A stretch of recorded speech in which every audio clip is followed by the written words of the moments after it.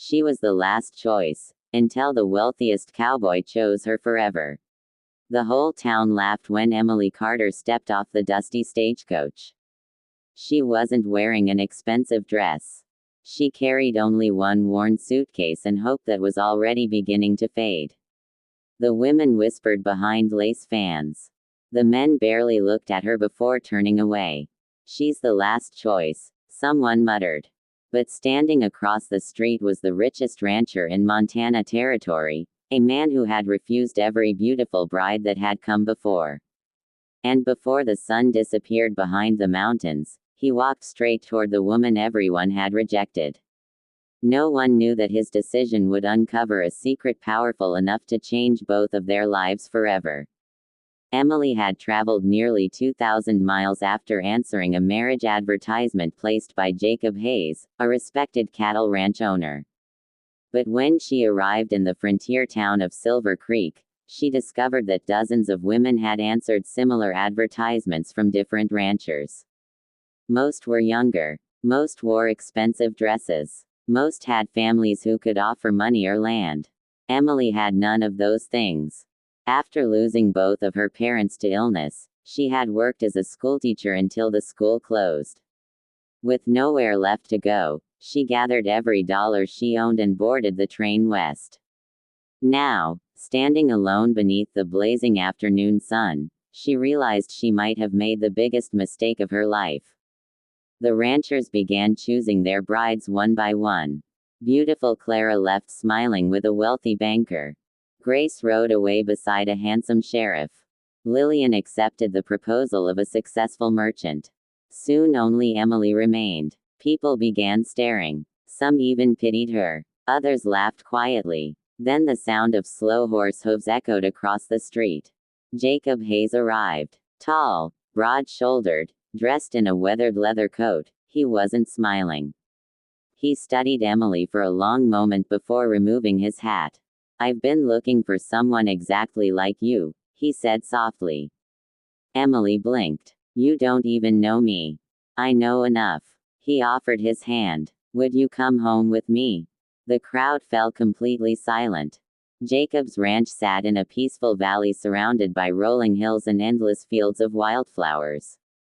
Unlike many wealthy ranchers, he lived simply. His house was large but plain. His horses were treated better than most people treated servants. Every worker respected him. Still, something about the ranch felt lonely. That evening Emily finally asked, "Why did you choose me?" Jacob stared into the fireplace. "Because every woman before you asked how much land I owned. And me, you asked the stable boy whether his injured horse would survive." Emily lowered her eyes. It seemed more important. Jacob smiled for the first time.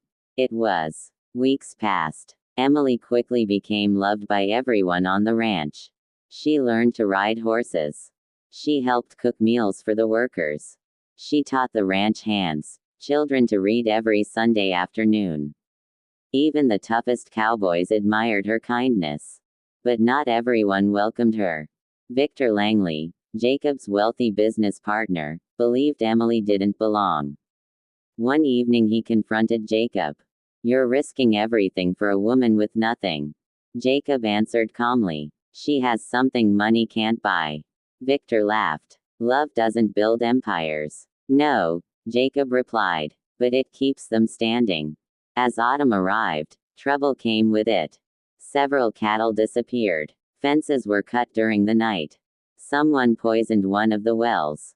Rumors spread that Jacob's ranch would soon collapse. Victor insisted the ranch should be sold before everything was lost. Emily wasn't convinced. Late one evening she noticed fresh horse tracks leading toward an abandoned cabin near the northern hills. Curious, she followed them. Inside, she overheard Victor speaking with cattle thieves. "If Jacob refuses to sell," Victor growled, "burn the western pasture." Emily gasped. A loose floorboard creaked. The men heard her. She ran. Horse hooves thundered behind her.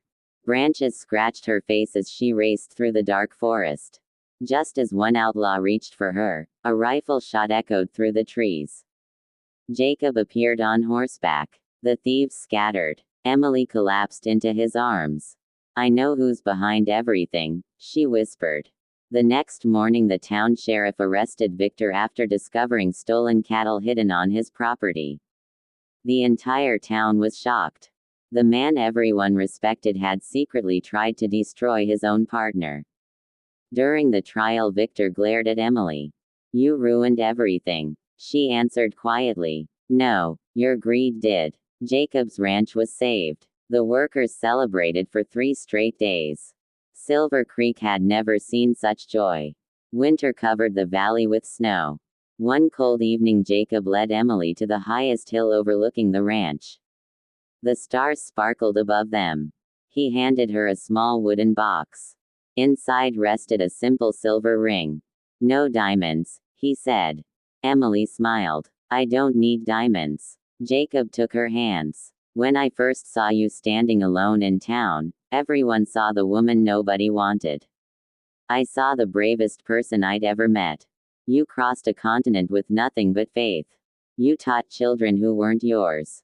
You cared for strangers without expecting anything back. You reminded me that wealth means nothing if your heart is empty. Emily wiped away tears. And you reminded me that kindness still exists. Jacob knelt in the snow. Emily Carter, will you marry me? Not because you need a home, but because you're already the heart of mine. Through happy tears, she whispered. Yes. Their wedding took place in early spring beneath blooming apple trees. The entire town attended. Even those who had mocked Emily came to apologize. She welcomed every one of them with grace. Years passed. Silver Creek became known not for its wealth but for its generosity. Jacob and Emily built the first public school in the valley. They opened a free clinic for struggling families. No hungry traveler was ever turned away from their table. Visitors often asked Jacob why he had chosen the woman everyone else ignored. He always smiled before answering. Because the world teaches us to look at beauty with our eyes. But the happiest life begins when we learn to see with our hearts.